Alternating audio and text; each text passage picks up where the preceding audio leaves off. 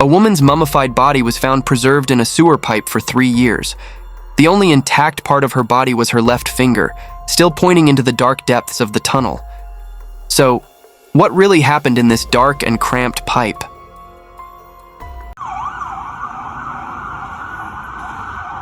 This case has been dubbed The Secret of the Marriage Hidden in the Tunnel. In Liaoyuan City, Jilin Province, China, on December 10, 2012, the northeastern region of China was experiencing its coldest season of the year, with temperatures dropping to minus 22 degrees Fahrenheit, causing many locals to stay indoors. However, as a worker tasked with repairing underground heating pipes, Zhao Liguang had to go to work as usual. He crawled into the tunnel to inspect and repair it, ensuring a normal heat supply for local residents. But just 3 minutes into the pipe, a foul odor wafted towards him from ahead. Based on his experience, Zhao suspected it was likely the corpse of a small animal, such as a dead rat, in the pipe. He turned on his flashlight and continued forward to investigate. In the dark, long pipe, Zhao's vision was somewhat obscured, but he noticed something resembling a withered tree trunk blocking the narrow passage. As the stench intensified, he bravely approached to take a closer look.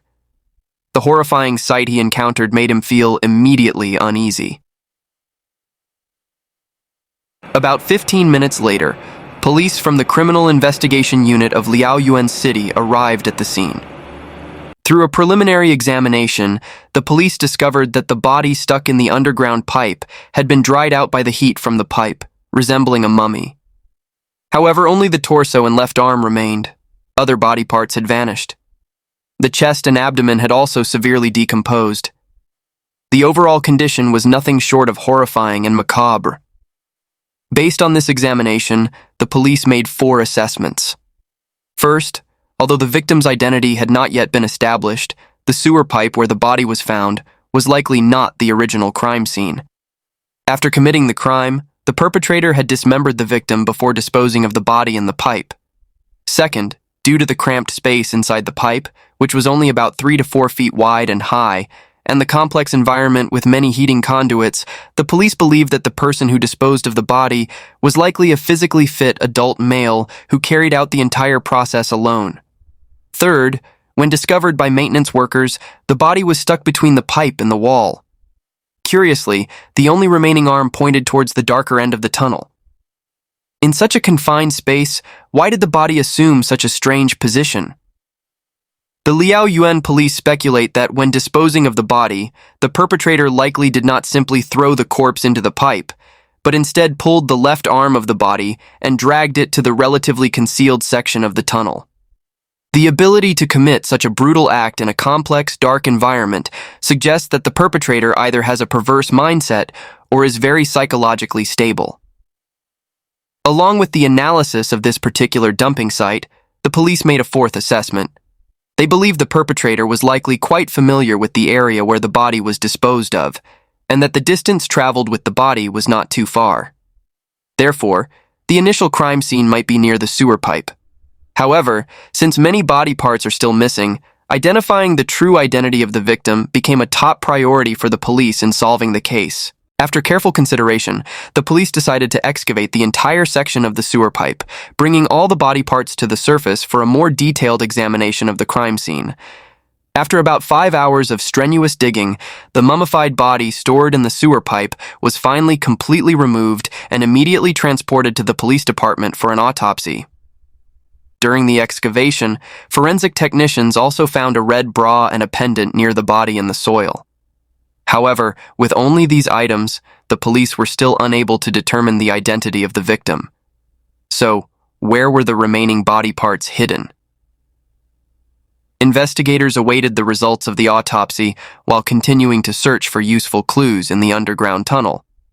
It was noted that the sewer pipe was located in a busy area near several local factories, where workers frequently passed through this narrow path. Additionally, residents living nearby often use this shortcut when entering or leaving their neighborhood. Typically, choosing such a crowded place to dispose of a body would not be an ideal option unless the perpetrator had specific considerations. To find the remaining body parts, several investigators took turns crawling into the dark sewer to conduct a difficult search. About 2 days later, they finally made a new discovery. In a corner not far from where the mummified body was found, investigators discovered a suspicious fabric bag. Due to the passage of time, the surface of the bag showed signs of decay. Upon opening the bag, they first found a jacket and a carving knife. There were also some other items, but the investigators on the scene did not dare to touch them carelessly. They immediately brought the bag to the forensic examination room. After thorough inspection, the forensic team discovered that the bag contained a human head and 3 body parts. Subsequent tests confirmed that all these body parts belonged to the previously discovered victim. Based on the increasingly complete body parts, the forensic team quickly prepared a report on the autopsy. The victim was a woman, approximately 30 years old, standing about 5 feet 4 inches tall, with a time of death at least 3 years prior. Regarding the cause of death, the forensic team also provided a preliminary conclusion. They believed the victim had been violently attacked by an unidentified object while still alive, ultimately leading to death by asphyxiation. This was supported by the discovery of a broken rib in the victim's body, which is a common indicator of death by mechanical asphyxiation following an attack. As for the carving knife that had rusted due to oxidation, the forensic team speculated that it was likely the tool used by the perpetrator to dismember the victim. Given that a considerable amount of time had passed since the crime, any traces of the perpetrator left on the victim's body had likely been severely degraded. This undoubtedly posed a significant challenge for the police investigation. To quickly identify the true identity of the victim, the police began reviewing local missing persons cases, focusing on women who had gone missing between 3 to 5 years prior to the discovery of the body. Through these 2 filtering criteria, they quickly narrowed it down to one missing woman. This woman, named Zhang Xiaochiu, was a local resident of Liaoyuan, and her age and height matched those of the female corpse found in the sewer pipe. The police then reached out to Xiaochiu's husband and parents. During the identification of the body, Xiaochiu's husband, son Xianghui, was the first to recognize the pendant and the long-sleeve black jacket. Xiaochiu's parents also provided blood samples for DNA analysis. The final results confirmed that the nameless body found in the sewer pipe was indeed Xiaochiu, who had been missing for over 3 years. At this point, the police were surprised at how smoothly the identification process had gone. However, the subsequent investigation proved to be far more complex than the detectives had imagined. By checking related records, the police discovered that Zhang Xiaochiu went missing on the evening of September 9, 2009, exactly 3 years prior. According to statements from Xiaochiu's family, around 6:30 p.m. on the day she went missing, Xiaochiu, who lived near Dongshan Street No. 4, had dinner at her father Zhang Junsheng's house and returned home around 7 p.m. At that time, Xiaochiu even called her father to assure him she was safe. By around midnight that evening, her husband returned home from work to find that his wife was missing. He also discovered that a large suitcase that had been in the house was gone. Some cosmetics and clothes in his wife's bedroom were also missing. At that moment, Sun thought his wife might have gone on a business trip, as just 2 days prior, on September 7th, Xiaochiu had told Sun that she would be going to Beijing for work with the owner of a curtain store in the coming days. However, on the morning of September 10th, the owner of the curtain store, Wu Chunhua, suddenly came to Xiaochiu's house and angrily asked Sun, "Where is Xiaochiu? Why didn't she arrive at the train station on time? I have the train tickets, and she isn't answering my calls." Faced with this barrage of questions, Sun expressed his confusion. He believed his wife had left home the night before for a business trip. To quickly find Xiaochiu, Sun and Wu Chunhua went to the Dongshan District Police Department to report her missing. That year, the police first went to Xiaochiu's home to conduct a detailed search. According to their notes from the investigation, apart from Xiaochiu's cell phone, some cosmetics, clothing she often wore, and a large suitcase, the other items remained untouched. Furthermore, the arrangement of these items was relatively tidy. The investigators did not find any signs of a struggle in the rooms, nor any suspicious bloodstains. Since Xiaochiu and her husband often left their child at the maternal grandparents' house, and Sun returned home at midnight, no one could clearly state what had happened that evening. However, based on the results of the crime scene examination, the police formulated a theory. They believed that Xiaochiu's mysterious disappearance likely occurred after she left home, as her suitcase and some personal belongings also went missing at the same time. According to Wu Chunhua, the scheduled business trip with Zhang Xiaochiu was for the morning of September 10th. Although the train tickets to Beijing had been purchased in advance, there was no reason for Xiaochiu to pull her suitcase out of the house alone at such an early hour unless one of two scenarios occurred. First, on the night of her disappearance, Xiaochiu needed to go out for something very urgent. Second, Xiaochiu was called out by someone she deeply trusted. Therefore, the police began to investigate and interrogate Xiaochiu's social relationships. According to Sun's statements, before her disappearance, his wife worked as a sales manager at a home decor store in the city. Due to her outgoing personality, she enjoyed socializing with friends and occasionally attended gatherings outside, often returning late. However, after investigating, the police found that on the night of her disappearance, Xiaochiu did not have any plans to meet friends. According to several friends' accounts from that evening, Xiaochiu was at home chatting online with them. During the chat, Xiaochiu repeatedly mentioned that she needed to wake up early the next day to catch a train, so she logged off around 10 p.m. to end the conversation. By extracting Xiaochiu's QQ chat history, the police were able to verify the statements of her friends. This means that around 10 p.m. on the night she disappeared, Xiaochiu was still safe at home. Sun returned home from work to find his wife missing around midnight. What could have happened to Xiaochiu in that short 2-hour window? The police then continued to extract Xiaochiu's phone call records.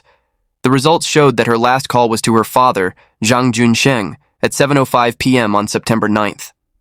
After this time, there were no more recorded calls or messages on Xiaochiu's phone. Was Xiaochiu's sudden departure from home after 10 p.m. planned? Or did she not leave voluntarily that night, but was actually murdered at home before the perpetrator disposed of her body in the nearby sewer? Regardless of the possibility, the only thing the police could confirm was that the initial crime scene was likely very close to Xiaochiu's apartment complex. The sewer where the perpetrator disposed of the body was only about 1,000 feet away from Xiaochiu's residence. This also meant that the murderer must have been quite familiar with both the apartment complex and the sewer where the body was discarded. According to the records from that year, after Xiaochiu went missing, her husband showed significant grief, crying profusely when reporting the case to the police. However, given the specific time of Xiaochiu's disappearance and the level of familiarity the perpetrator had with the crime scene, the police still considered Sun a primary suspect. Through their investigation, the police quickly learned that Sun Xianghui had voluntarily enlisted in the military when he was younger and served in Harbin, Heilongjiang province. After leaving the military, he returned to his hometown of Liaoyuan and became a coal miner. Specifically, he worked as an underground laborer in the coal mine, meaning he was very familiar with underground environments. This alone was enough to make Sun the biggest suspect in the eyes of the police. However, the subsequent investigation results were completely unexpected for the detectives. According to Xiaoxiu's parents, in the 3 years following their daughter's disappearance, their son-in-law Sun did not remarry. He continued to leave their child at the maternal grandparents' house for care and entrusted his paycheck to them for management and use. As long as Sun did not work the night shift, he would regularly go to his in-laws' house for dinner. The family relationship remained harmonious. In Sun's home, the wedding photo of him and Xiaochiu still hung above the bed in their bedroom, as it always had. Sun told the investigating officers that he wished for his wife's return every day, but he never imagined that after 3 years, the news of her return would be the tragic revelation of her murder. Through their investigation, the police learned that before her disappearance, Xiaochiu and Sun had a relatively good marital relationship. They had never had any serious conflicts or disagreements. Sun had also never taken out high-value accident insurance for Xiaochiu, and there were no financial or property disputes between the couple, such as concerning their house or cars. In other words, Sun's motive for the crime was unclear. Considering that the perpetrator might be hiding close to Zhang Xiaochiu's home, the police began to organize investigative teams to search the surrounding residential buildings. The apartment complex where Xiaochiu lived consisted of 2 buildings, and surrounding it were some older, peaceful residential structures. When the people in the area learned that a female body had recently been found in the heating pipe, everyone was curious and showed interest. However, Sun, as the victim's husband, appeared quite indifferent upon learning that his wife had been murdered. Typically, he should have proactively contacted the police to inquire about the progress of the investigation. Instead, Sun showed no signs of concern whatsoever. In contrast, Xiaochiu's father, Zhang Xiaochiu, had called the investigating officers multiple times to ask about the situation. According to Zhang Xiaochiu, after his daughter Xiaochiu went missing, his wife developed a serious heart condition. As a result, he had to spend most of his time at home taking care of his wife and granddaughter. Before Xiaochiu's body was discovered, the couple had held on to a glimmer of hope, thinking their daughter might have just left home in a fit of anger. Some neighbors even speculated that Xiaochiu had run away with another man. When hearing these rumors, the couple sometimes wished they could believe they were true, because in that case, at least their daughter would still be alive. However, with the discovery of their daughter's body, their hope of 3 years was completely shattered. Zhang Xiaochiu recalled that, although his daughter had a friendly face, the people she interacted with daily were quite mundane. Around 1997, Xiaochiu met a former soldier named Liu Zhigang. At that time, Xiaochiu often brought her boyfriend Liu Zhigang home for meals, so Zhang Xiaochiu remembered him quite well. However, for unknown reasons, 2 years later, in 1999, Xiaochiu began dating another boyfriend, Xianghui. Although Sun was also a former soldier, it was clear that Xiaochiu valued this second relationship more. Around 2000, the two entered the stage of discussing marriage. However, at that time, Sun's economic situation was not good, and Zhang Xiaochiu and his wife did not approve of the marriage. Then, one morning 2 months later, Xiaochiu suddenly announced, "I'm pregnant." This prompted Zhang Xiaochiu and his wife to reluctantly agree to their marriage. To facilitate mutual care, Xiaochiu suggested buying an apartment in the old neighborhood of Liaoyuan as their marital home. Moreover, the apartment in this complex had to be no more than 1 kilometer from her parents' house. Sun agreed to this choice without hesitation. What surprised everyone even more was that after they got married, Sun excelled in every aspect. In addition to working hard and taking care of his wife and children, he also showed great respect for his in-laws. In daily life, Sun treated Zhang Xiaochiu and his wife almost like his own parents. Even in the 3 years following Xiaochiu's disappearance, this behavior did not change. However, after Xiaochiu's body was discovered, Zhang Xiaochiu noticed that some of Sun Xianghui's daily behaviors began to seem odd. For example, he would forget to pick up their child from school, and a smoking habit he had given up for over 3 years suddenly returned. Seeing these unusual behaviors, Zhang Xiaochiu felt a deep internal conflict. On one hand, he hoped the police could quickly solve the case and bring his daughter's murderer to justice. On the other hand, he wished his son-in-law was not involved in this incident.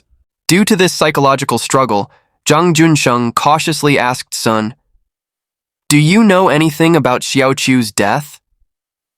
In response, Sun, who had always been calm, suddenly appeared quite agitated. He raised his voice with Zhang Xiaochiu, saying, "How could I do something so terrible? I can't even carry Xiaochiu." Upon hearing Zhang Xiaochiu recount this statement, Chief Wu Chunhua and her team immediately recognized the suspicious nature of it. According to normal psychological logic, if Sun was not involved in the case, he should have provided simple and vague justifications when faced with his father-in-law's suspicion. For instance, he could have emphasized the deep feelings between him and Xiaochiu, stating that he would never harm her, or offered some other reasons to prove his innocence. However, Sun's comment, "I can't even carry Zhang Xiaochiu," clearly contained details that suggested knowledge about the disposal of the body. If he had not experienced it personally, he would not have been able to articulate such a specific description of the act. On December 25, 2012, the police approached Sun and brought him to the station for questioning. Surprisingly, in the interrogation room, Sun showed no signs of resistance. He quickly admitted to the crime of murdering his wife, Xiaochiu. Sun told the investigating officers, "I killed my wife. This is different from what I said before. At this point, I no longer need to hide anything. So, What was Sun's motive? What truly happened on that fateful night 3 years ago? Let's go back 13 years, to the year 2000. After marrying due to an unexpected pregnancy, the lives of Sun and Xiaochiu appeared to be peaceful on the surface, but in reality, an undercurrent of turmoil was silently building. In Sun's eyes, his wife, Xiaochiu, was always a woman who attracted a lot of attention. Not only was she beautiful, but she also enjoyed enhancing her appearance. While friends around Sun envied him for marrying such a lovely wife, Sun always believed that this was a double-edged sword that was difficult to control. On one hand, he felt proud to have a beautiful wife. On the other hand, he suspected that Xiaochiu might be unfaithful to him. After their child was born and Xiaochiu returned to work, the unease that simmered in Sun's heart gradually morphed into an invisible pressure. Sun recounted to the investigating officers that one time when Xiaochiu came home from work, she mentioned something that quickly planted the seeds of doubt in his mind. Xiaochiu casually told Xianghui, "Today, a male client came to the company and actively suggested he wanted to be friends with me. So, your wife is still quite attractive." This was meant to be a light-hearted comment between husband and wife, but Sun took it to heart. He said that each time Xiaochiu went out to socialize with friends, he couldn't help but imagine all sorts of scenarios. He also discovered that Xiaochiu had previously had a romantic relationship with Liu Zhigang, a fellow soldier from his time in the military. This revelation only added to Sun's psychological burden. As a result, he began searching for a way to escape. Gradually, Sun fell into gambling. Initially, he just tried to win a little money to fill the void he felt inside.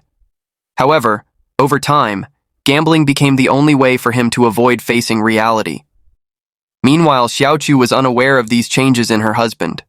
It wasn't until one day when creditors from the casino came to their home demanding payment that Sun's secret was exposed. After intense questioning, Xiaochiu was shocked to discover that Sun had even secretly taken money from her father Zhang Junsheng's savings account to gamble. This revelation left Xiaochiu feeling deeply disappointed and angry. To prevent Sun from continuing to spiral into gambling, she decided to implement stricter financial controls. First, Sun's paycheck was given to her father, Zhang Junsheng, to manage directly. Then, Sun's daily expenses were cut down to the bare minimum.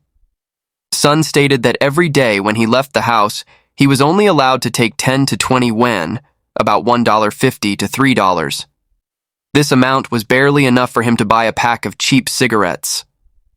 Living under such financial control was hard for outsiders to believe, but Sun claimed he had lived this way for 10 years. Although he often felt angry and humiliated, he chose not to rebel. Instead, he silently buried his resentment inside. Furthermore, Sun always harbored suspicion, believing that his beautiful wife might be betraying him. Especially the subsequent events heightened Sun's nerves. The first incident was when Xiaochiu changed jobs and became a sales manager at a local home decor store, where the male store owner seemed quite close to her. The second incident was when Xiaochiu's ex-boyfriend, Liu Zhigang, suddenly reached out one day to say, "A few friends are planning a get-together." To outsiders, the couple still appeared to love each other as before, but only Sun knew that their marriage had long lost any respect and had become a life sentence he couldn't escape. Fast forward to September 7th, 2009, when Zhang Xiaochiu told Sun that in 2 days, she would be going on a business trip to Beijing with her boss, Wu Chunhua. What was intended as a routine exchange between husband and wife became an opportunity for Sun to act. To create the illusion that Xiaochiu had disappeared during her business trip, Sun chose to take action the night before she was scheduled to leave. On the evening of September 9th, Sun left work early and returned home. He found Xiaochiu lying silently in bed, sound asleep. Sun later told the investigating officers that he approached her slowly, then sat on her, tightening his hands around her neck. Although Xiaochiu struggled fiercely, the pent-up resentment and suspicion within Sun surged forth like a flood. It exerted enough force on her to leave Xiaochiu completely immobilized. After the act was done, Sun said he felt terrified. It wasn't until midnight that he thought about disposing of the body. His years of experience working underground told him that the sewer near their apartment complex was an ideal place to hide a corpse.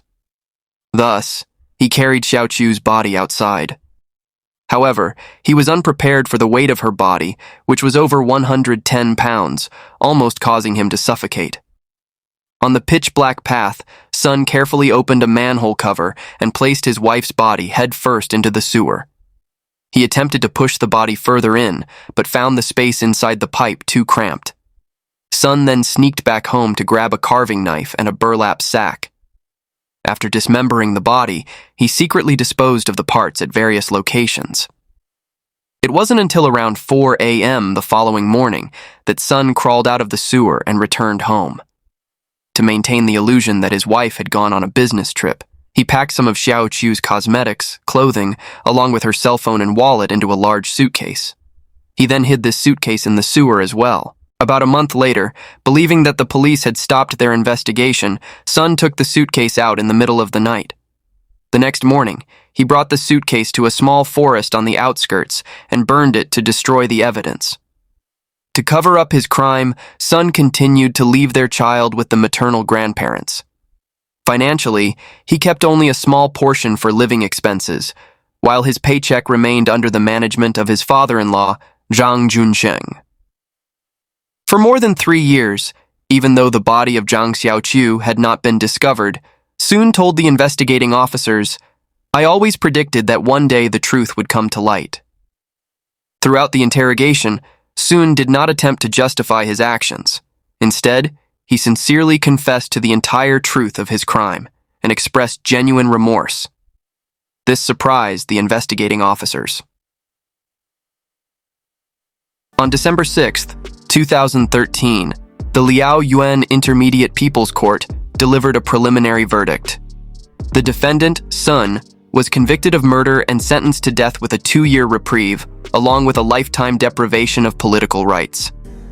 After reviewing this tragic and bizarre family case, some expressed feelings of confusion. They found Sun's motive for the crime hard to believe. After 10 years of marriage, a couple should ideally leave behind warmth and sweetness. Yet, Sun Xianghui stubbornly chose to destroy that himself. Was this ultimately a distortion of humanity or a distortion of human nature?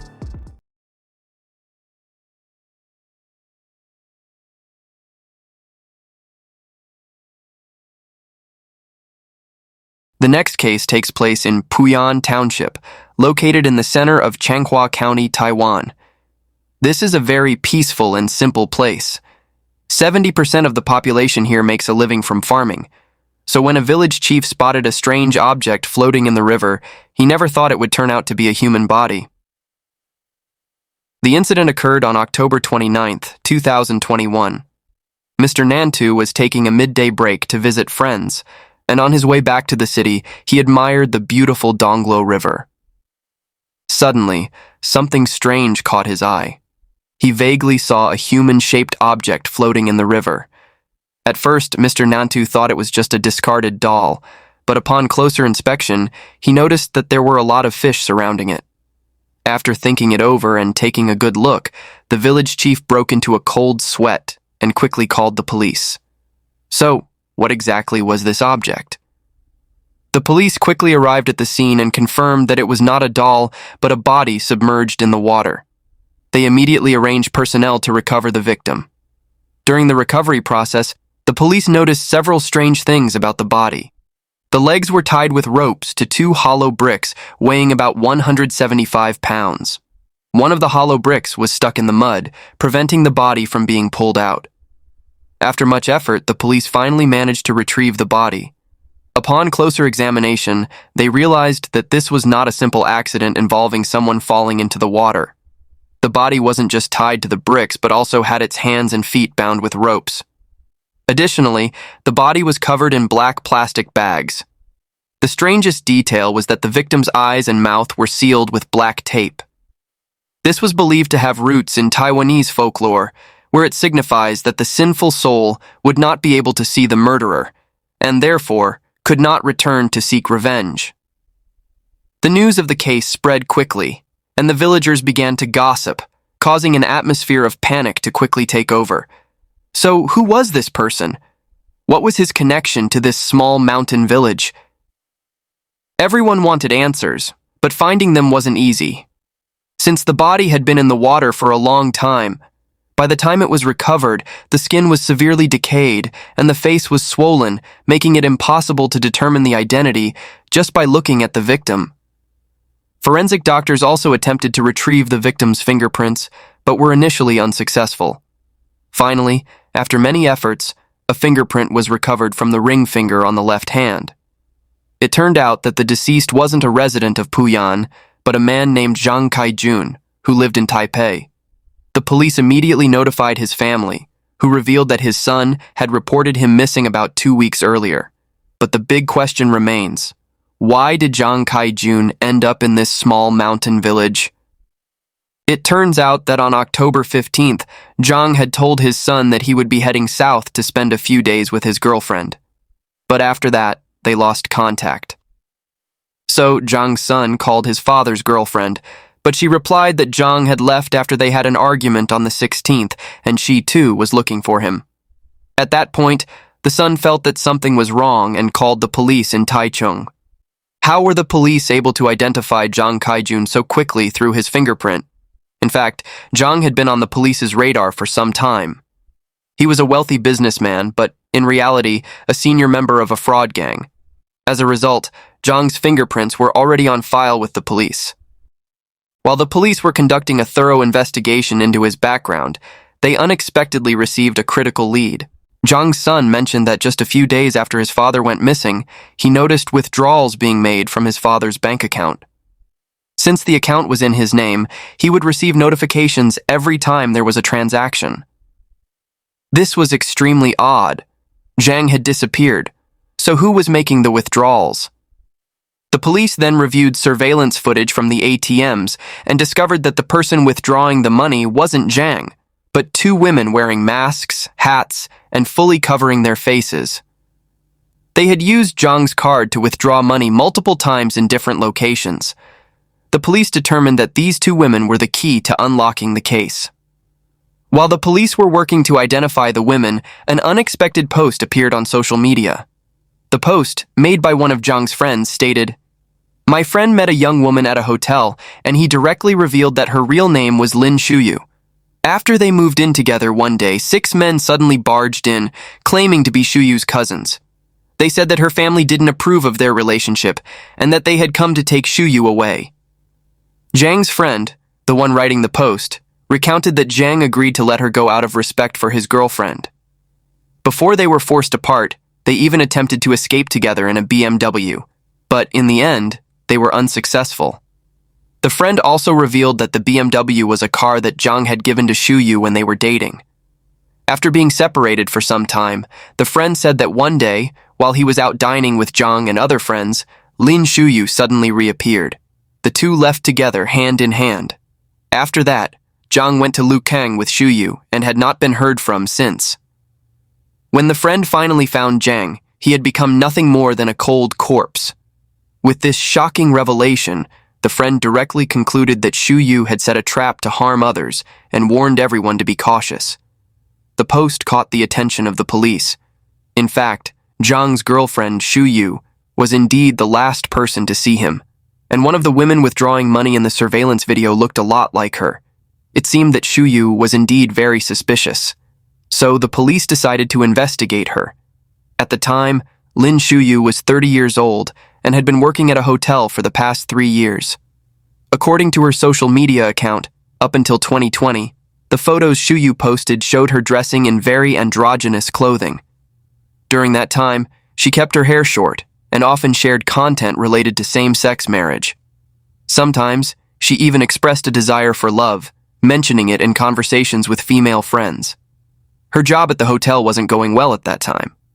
However, at the start of January 2020, she stopped posting after sharing a picture with a female friend. It wasn't until 10 months later that her account was updated, and by then, Shuyu had completely changed her appearance, transforming into a beautiful young woman with long hair, a complete contrast to her previous look.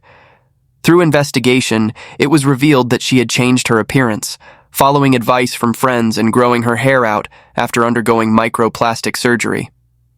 Surprisingly, Shuyu quickly became a sensation at the hotel and stood out wherever she went. She then met Zhang, a divorced man. He was drawn to her attractive appearance and pursued her immediately. The couple, who had a 21-year age difference, eventually began living together. Zhang provided her with a monthly allowance of 100,000 Taiwan dollars, which is equivalent to 3,100 US dollars. He was also very generous with material things, buying Shuyu anything she wanted, including a BMW sports car in her name. However, Shuyu never posted any photos of herself and Zhang on social media, and her relationship status was displayed as single. Zhang's friends suspected that Shuyu might be bisexual, meaning she could be attracted to both men and women, and they advised Zhang not to get too deeply involved. But he believed that everyone has their own past, and didn't pay much attention to it.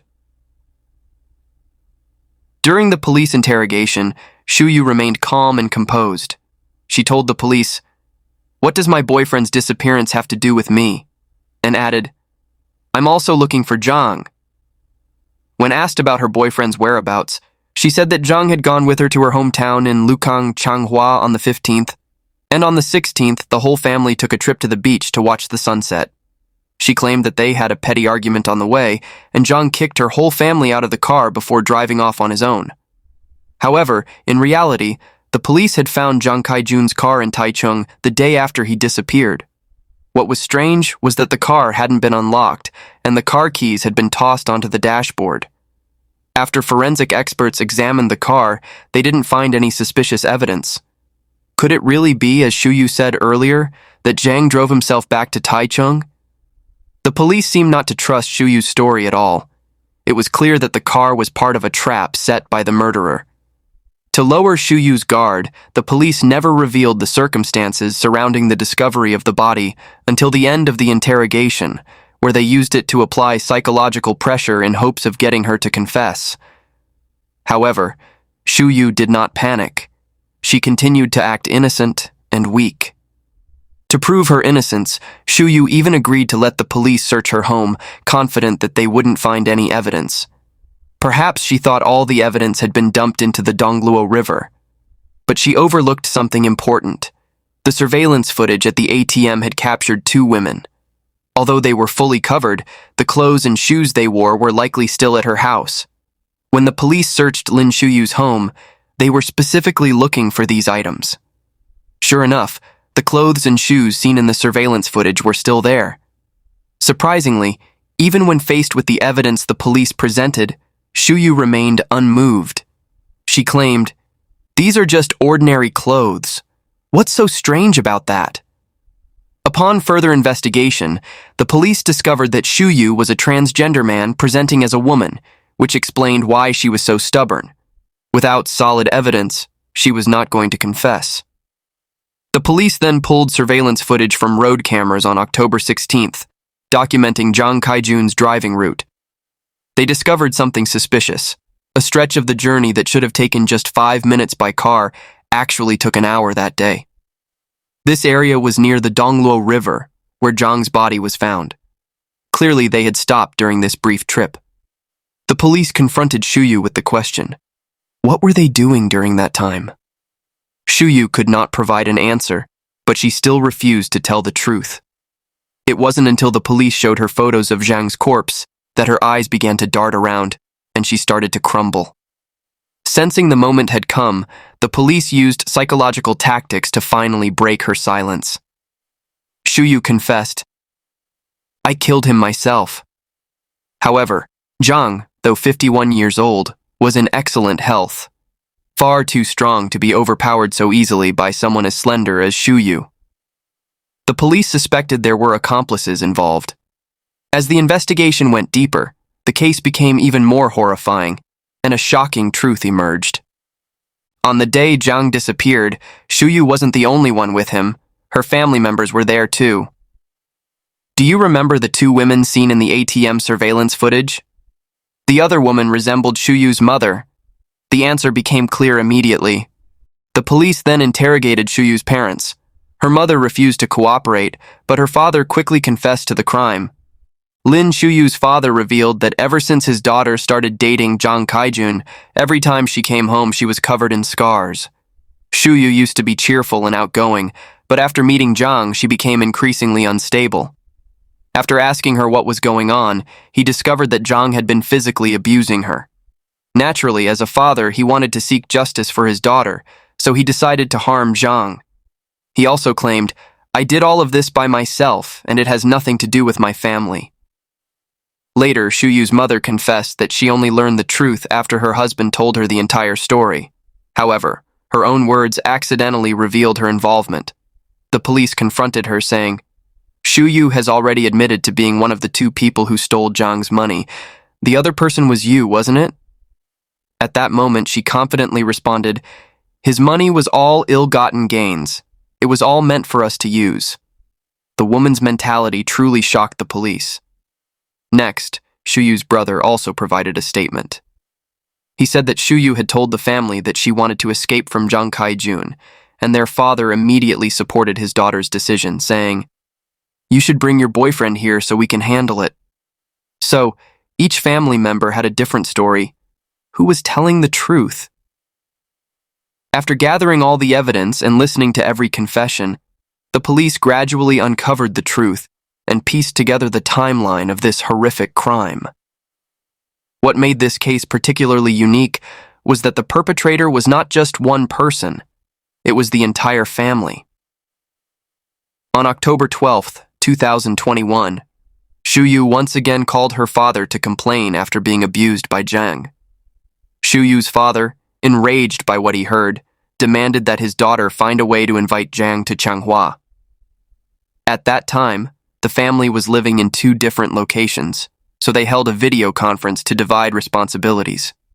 The parents were tasked with purchasing supplies and finding a place to dispose of Zhang's body, while her brother was assigned to buy sleeping pills. On the 15th, Zhang Kaijun happily traveled south with his girlfriend to visit her hometown. That day, they visited Lukang Old Street and rented a hotel room for the night. Meanwhile, Shuyu's parents were scouting the Dongluo River area for the crime scene.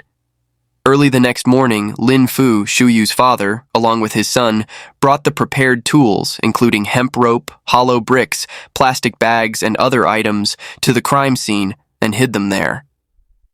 After 11 a.m., Shuyu's mother crushed the sleeping pills into powder and added it to Zhang's drink, which her daughter then served him. Zhang had no idea that his girlfriend's entire family was waiting for the drug to take effect so they could execute their plan to eliminate him. When they saw that Zhang had fallen unconscious due to the effect of the drugs, they pulled over on the side of the road. Shuyu got out of the car to check if he was fully under the influence, and Lin Fu, her father, took responsibility for strangling Zhang with a rope they had prepared.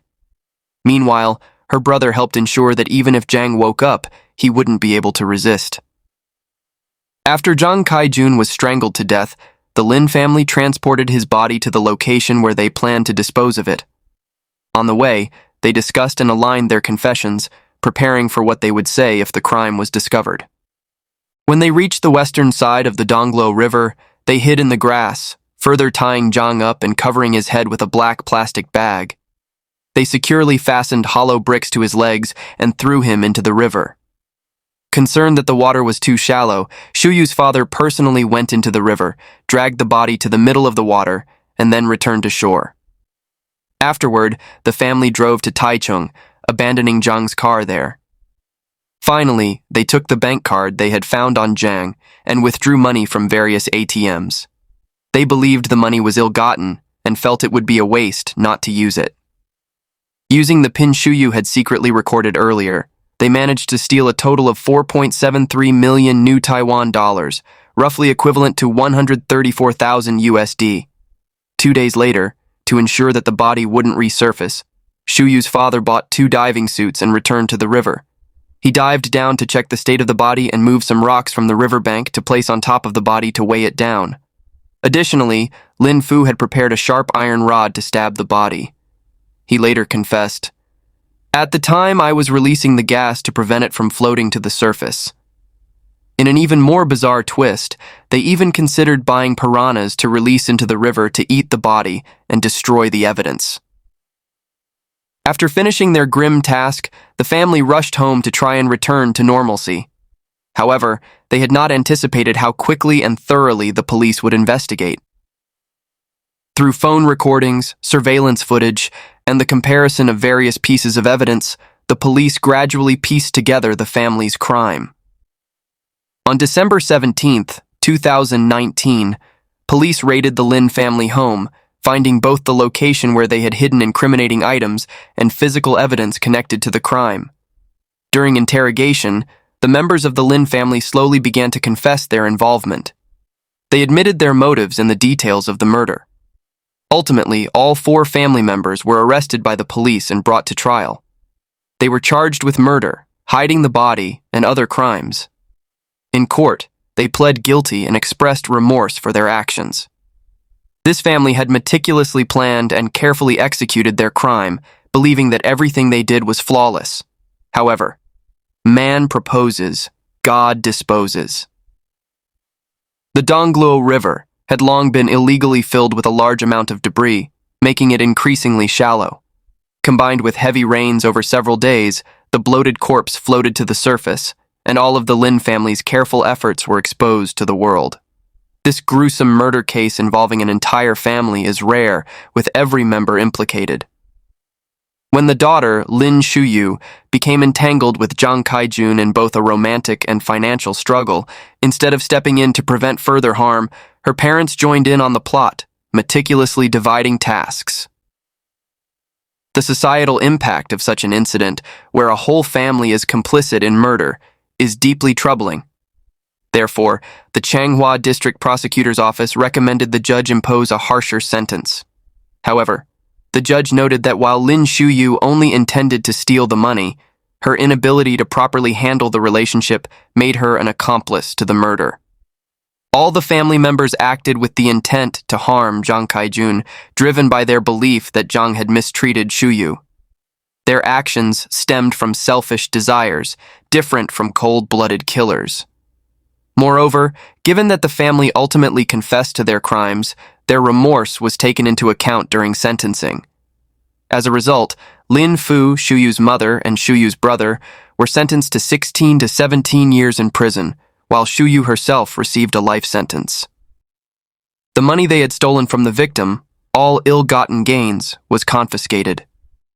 This was a fitting punishment for this murderous family.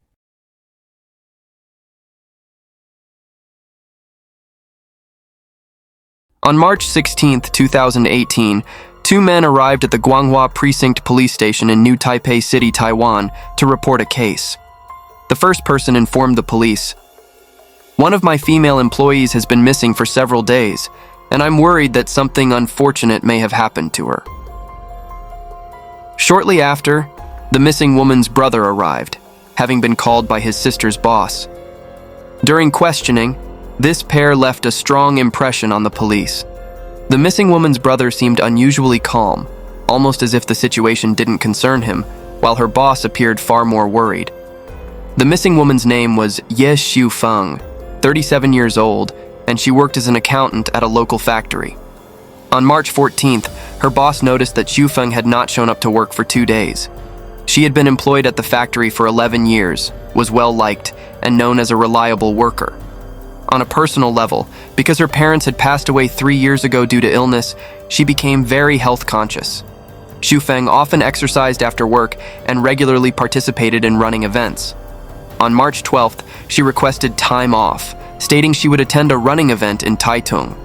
Her boss even reminded her that she could take an additional 2 days off if necessary. However, by March 15th, Xiufeng still hadn't returned to work. Her boss thought, how could Xiufeng take time off without a reason like this? This is highly unusual. Worried that something might have happened, he called her immediately. The troubling part was that he couldn't reach Xiufeng. That evening, he went directly to her house to check on her. Xiufeng lived with her brother's family after their parents passed away. Her brother, Ye Jixiang, answered the door. Facing the concerned boss, Jixiang seemed indifferent, simply saying, "My sister isn't home, and I've called her more than 20 times, but she hasn't answered." With that response, the boss had no choice but to leave. On March 16th, a representative from the running association called Xu Feng's boss, saying, Ye Xufeng didn't participate in the event at all.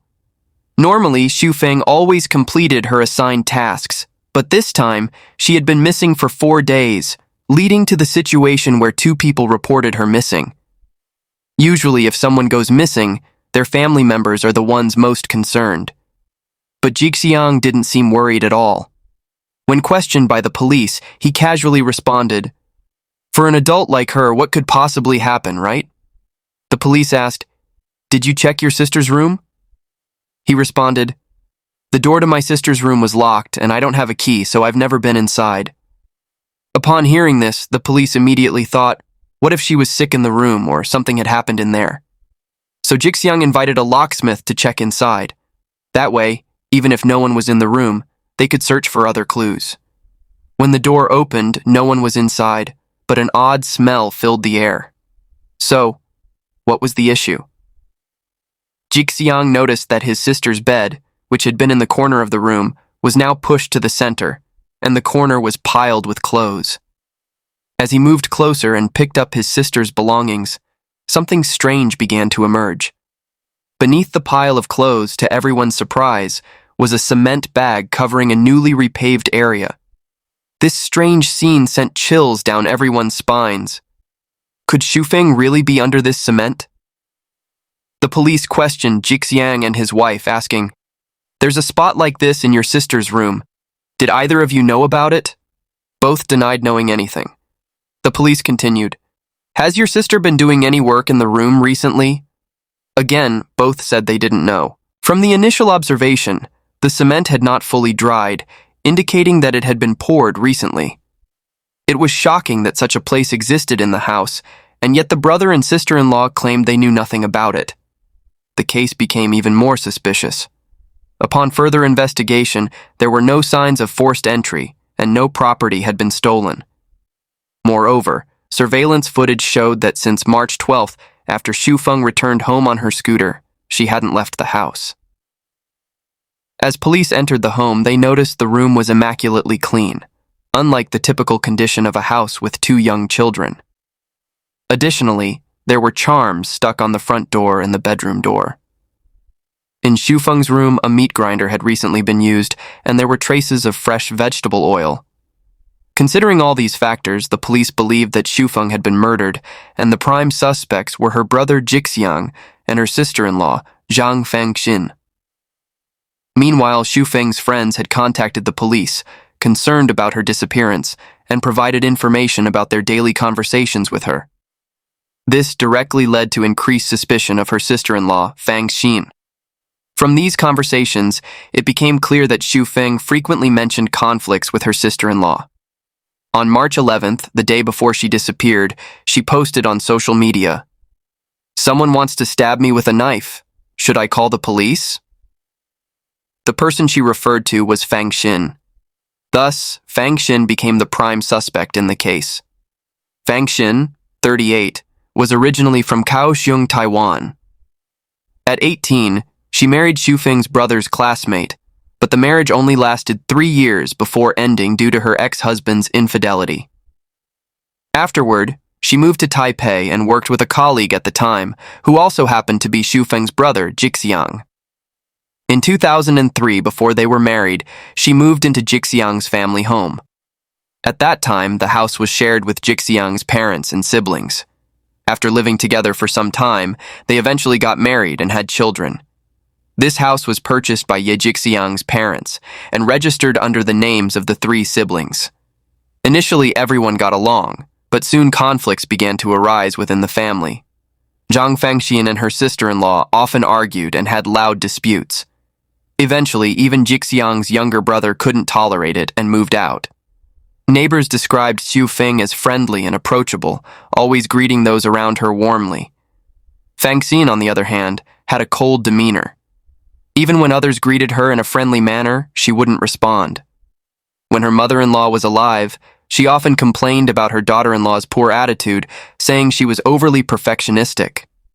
While Jixiang spent his days collecting scrap materials, his wife would stay at home, cooking only for herself, completely disregarding her mother-in-law and sister-in-law as family. During the police interrogation, Fang Shin remained very calm. She even asked, "Why do you think I killed someone? What evidence do you have?" Seeing that the suspect was strong-willed, the officers began using softer tactics during the questioning. It wasn't until her children arrived that tears welled up in Fang Shin's eyes. The police seized the opportunity and, with empathetic words, tried to persuade her to confess early, suggesting it would lead to a lighter sentence and allow her to see her children sooner. These words finally broke her resistance, and Fang Shin admitted she had killed her sister-in-law and disposed of the body in the concrete pit. Her intent was to ensure Xufeng would never see the sunlight again. She added, "I had planned this for a long time." However, her husband Jixiang had no knowledge of this. It was now confirmed that Xufeng's body was buried in the concrete grave. The police immediately called the funeral home to prepare to open the concrete and recover the body. However, the process that day did not go smoothly because neither the forensic doctors nor the funeral staff had encountered such a situation before. They were concerned that hitting the concrete too hard could damage the body. After chiseling for half a day, they had only managed to break a small portion. Since it was already early morning, they decided to continue the work the following day. The next morning, after lighting incense to show respect for the deceased, the rescue team resumed chiseling. This time, they brought in an electric drill, and everything went much more smoothly. Once the concrete tomb was fully broken, a heartbreaking sight emerged. Ye Xufeng's body was wrapped in layers of towels, bed sheets, and secured with tape. The corpse had already begun to decompose, and there was a visible wound on her head. Everything at the scene raised more questions for the police. Could this really have been carried out by a woman like Fang Shin? Creating a concrete tomb approximately 39 inches deep and about 12 inches wide would be a difficult task, even for a grown man, and would leave a mess of dust and debris in the house. Was Jixiang truly innocent in all this? From the time his sister went missing until she was found, Jixiang had always displayed an aloof and calm demeanor, as if he knew everything all along. Although Fang Shin confessed to the crime before the concrete tomb was broken, any family member would hope that what was inside was not their sibling. However, Jixiang showed no sorrow. Instead, he was already inquiring with the funeral home staff about how to handle the post-funeral arrangements to save money. During the chiseling process, he remained calm, even sitting down to eat breakfast in the hallway. The police saw Jixiang pacing back and forth and approached him, advising him not to worry too much. Unexpectedly, he responded, "What if this house becomes a crime scene?" This strange remark shocked everyone present and raised suspicions among the police that Jixiang might be involved in the case. Shortly after, the police investigated Jixiang's actions in the days following the crime. They found that Fang Shin had purchased concrete 3 times in a row by herself, while Jixiang was at work during the time of the crime. This meant he was not present when Xufeng was killed. In the end, the police cleared Jixiang of suspicion, but whether or not he knew about the crime remains a big question. Some media outlets reported that Fang Shin's daughter hesitated and told the police that her father had entered her aunt's room, which was Xufeng's room. If this was true, given the small size of the room, it would be hard not to notice something unusual upon entering. However, the police couldn't determine the exact time when the father entered the sister's room, so the matter was not investigated further. But after living in the family for 15 years, why would Fang Shin want Xufeng dead? The investigation revealed 2 primary factors: a dispute over the ownership of the house and conflicts in their daily lives. As mentioned earlier, the house was registered under the names of the 3 Ye siblings. However, Jixiang's job as a security guard earned him only 9,000 yuan per month, and he initially contributed only 1,000 yuan to the household expenses. Later, after being reminded by his brother-in-law, he increased his contribution by another 1,000 yuan, which included daily living expenses for their 2 children. Fang Shin said that his lunch cost only 7 yuan, equivalent to about $1, and their financial struggles forced him to take on extra work as a janitor and a laborer assisting others.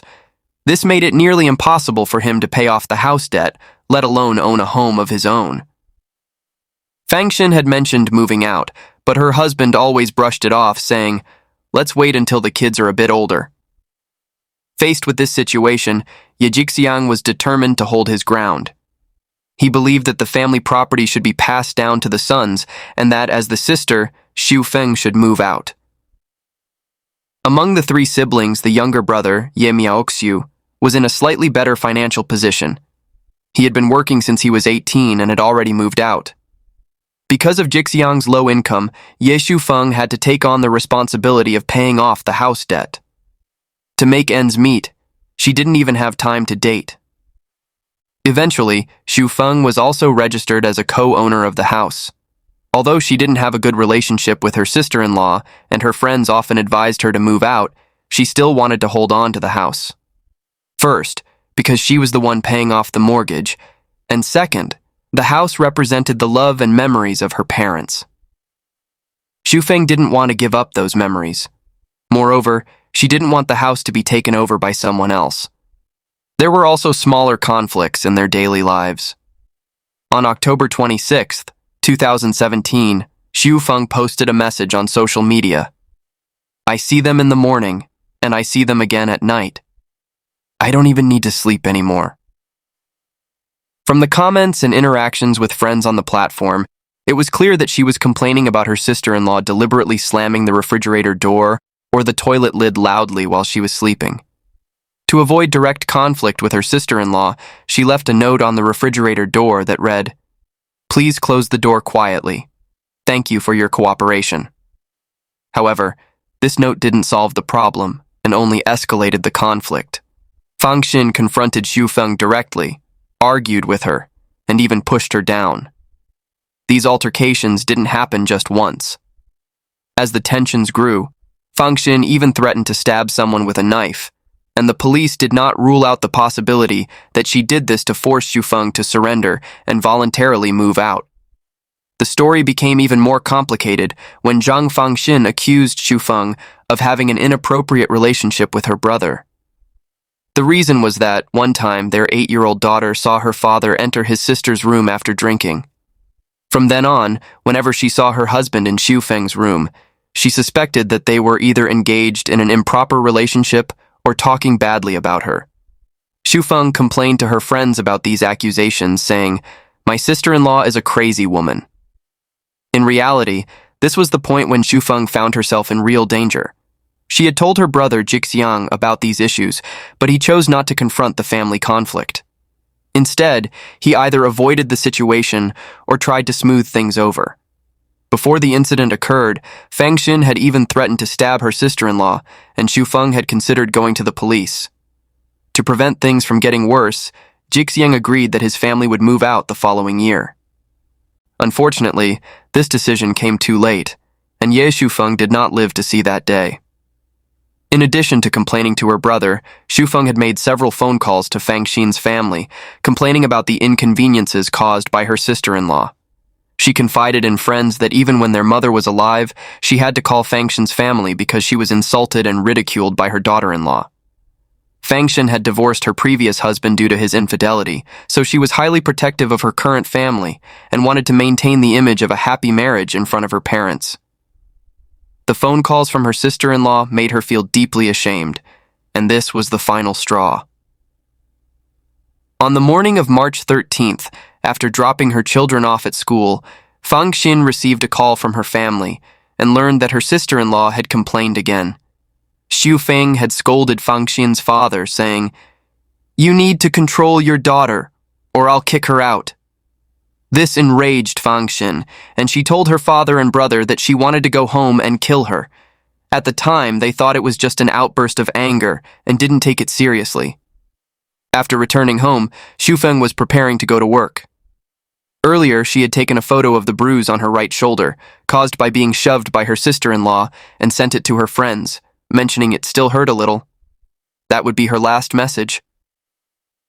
After coming out of the bathroom, her sister-in-law Fang Shin stood at the front door, and the two began arguing as soon as they saw each other. Fang Shin, using her stronger physique, overpowered Xu Feng and tried to wrap tape around her head. These rolls of tape had been prepared in advance, with the intent of using them to kill Xu Feng, but previously, because her children were present, Fang Shin had held back. However, in her panic, Xu Feng bit Fang Shin's hand.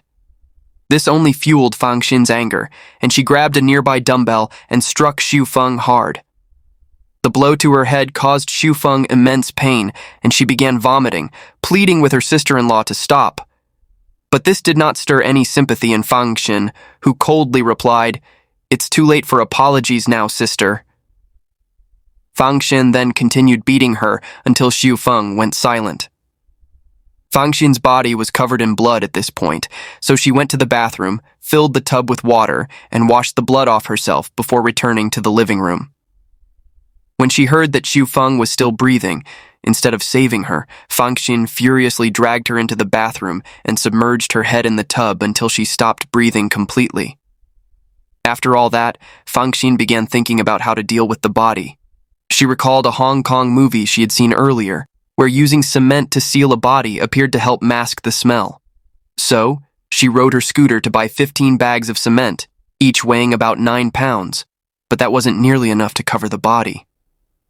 Over the next 2 days, while her husband was at work and her children were at school, she went to 3 hardware stores and bought 21 more bags of cement to complete the task. Notably, the money to buy the cement was taken from Ye Xufeng's savings jar because Fang Shin believed that the expenses for the cement, which she considered part of Xufeng's burial, should be paid with Xufeng's own money. It was clear that after Ye Xufeng's death, Fang Shin felt no remorse or sorrow. Her heart was filled with hatred and jealousy. Not long after, Ye Jixiang and his children moved out of the house. By August 2018, the house was sold at half the market price. In the end, the new Taipei City Criminal Court sentenced Zhang Fangxin to death for premeditated murder. In January 2019, the appeal court upheld the original sentence. It was a well-deserved punishment for the cruel actions of this sister-in-law. It also serves as a valuable lesson in how we handle relationships when living together.